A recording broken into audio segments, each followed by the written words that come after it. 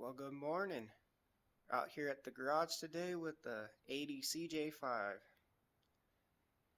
Got to do some cool things today. Take care of some issues. For one, our radiator is starting to leak. Now, I believe this is one of the original styles. And this radiator on here has been in this Jeep for about 12 years. And it's just starting to have a slow leak right now. But I don't like that. I'm going to take care of that right now. But I give it props for lasting this long. This would be the stock radiator for your 304 Jeeps that would come. And those guys, let's see. So I'm going to be upgrading this one with a all aluminum 4-core radiator, and I think everywhere on the internet, at least so far, is telling me that that's going to make a big difference. So we'll see. And here should be a direct fit. I'm excited for that. See what the temperatures are going to be like after this. I'm also not going to use your average engine coolant. Gonna bump it up to a little high performance something here. Hopefully this makes a difference. Not sure. The Jeep generally doesn't run very hot. As it is, it's pretty normal temps. But I do hot rod this thing a lot. I am pretty hard on it in the trails, and I don't know, there's just something about that loud pedal that has me addicted in this thing. That's not all though. Freaking heater core down here started leaking on me as well. All the dirt, grime, and crap getting stuck in it. But yep, starting to spill out the bottom of the dash there. So I'll be tearing this thing apart here today. Yeah, no big deal. I've done it before. And with that guy, I'll be replacing it with this here $45 one. See if it'll last a little longer than the last one. Last one was a cheap, like $18, something like that. That one only lasted 3 years. Started to leak again. So let's see if this can last a little bit longer than the 3 years that it did now. But let's see. I'm curious about this one right here. Let's see if it has at least a longevity lifetime of up to 10 years. I'll be happy with that. But if it makes this thing cooler, even better.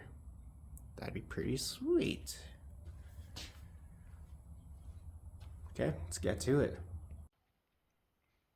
Okay, went ahead and pulled the plug underneath here. Pulled that hose out. Drained all the fluid out.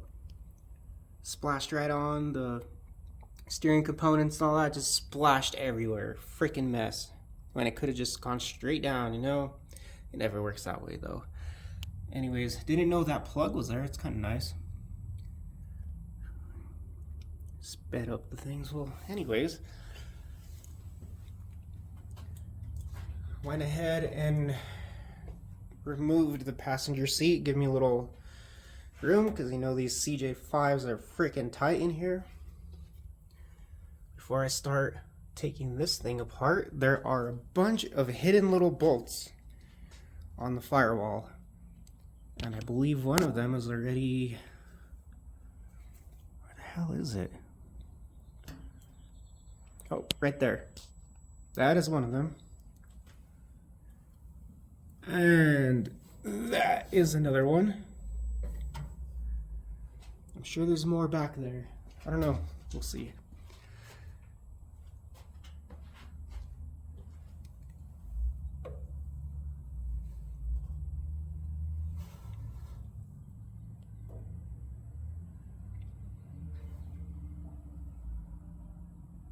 I know there's at least 2 more back there. That's alright, I'll fill them out. I'll find them. Yep. Has a small block Chevy in it. Used to have that banger of a Iron Puke, you know what I mean? Oh, Iron Duke, sorry. That thing just did not last worth a crap, and you know, they never do. Alright, let's continue. Alright, found them all. There's one right here in the corner. There's one right back there. You can see the wet spot. Needed some penetrating oil in those ones. And then the last one was actually right behind this distributor right there. Yeah, a little annoying, not too bad. I got it, it's done. Now, to push back the windshield a little bit to gain access to these top bolts. You know, right down in here, there's one, there's more all the way down the bottom there. And then there are 6 of these little Torx bolts right here. Bam, bam. And of course, the main windshield tie down bolts, take those out as well. And then the entire dash should be able to move forward a little bit. So now I got to pull back this portion of the dash because there's a ton more of these Torx bolts hidden all back here. Nice and hidden. Okay, so it turns out there was yet another hidden bolt way underneath the battery this time, way underneath there. Could not see it, but I was able to get it through the very bottom of the Jeep. As for in here, I got the dash pulled off enough. Nice little rat's nest in there. I figured I might clean some of that up since I'm here. Anyways, the heater core is right inside that guy. So I'll have to take all this plastic mess out of here and we'll see what happens. We're almost to extract this whole plastic unit. Then I'll have to take that thing apart to access that frickin' core, and I had to take off the battery tray or move it off to the side a bit, the whole battery obviously, and then finally unplug the 2 hoses for the core right there. So I think this thing is just about ready to pull out. Not gonna lie, it's kind of a little bitch. Holy crap, I managed to bust this thing out. It was one stuck son of a bitch, that's for sure. Anyways, here it is. So the blower motor, this is fine. Perfect opportunity to replace this guy if it's messing up on you. This one's good. That's the upgraded, bigger Blazer one anyway, so we're good there. Okay. Now I just got a ton of these little threaded bastards I gotta take off of this to remove this back plate. Let's get it. Got it all pulled apart. Here is the heater core where this can just come right out of there. It's a little bulky. Yeah, there we go. This is our culprit for this operation. It's leaking somewhere. I'll look at it later. Here's your little hamster wheel for the blower. Yeah, I'm gonna clean up on the inside here a little bit more. Here's your little flapper wheels and stuff. Controls your defrost to the floor settings. You know the deal. Alright. I went ahead and just skipped to just full sending this damn thing. It was a lot. Holy crap. Anyways, looks a little better underneath. Not just a rat's nest of wires hanging, they're just tucked away now. Like shit ton of rust underneath the dash right here, so I'm gonna have to get a new one. God damn it. Anyways, that is done. Everything's plugged away. Now I'm just kind of piecing together the rest of it. I'll put the top all the way back on now. The tray's back on, but not the battery. I'll do that in a minute. But almost, for the part I've been waiting for mostly is the brand new radiator. 4-core aluminum. We'll see. We'll see how that, I mean, hopefully it'll even fit, but we'll find out the hard way, I suppose.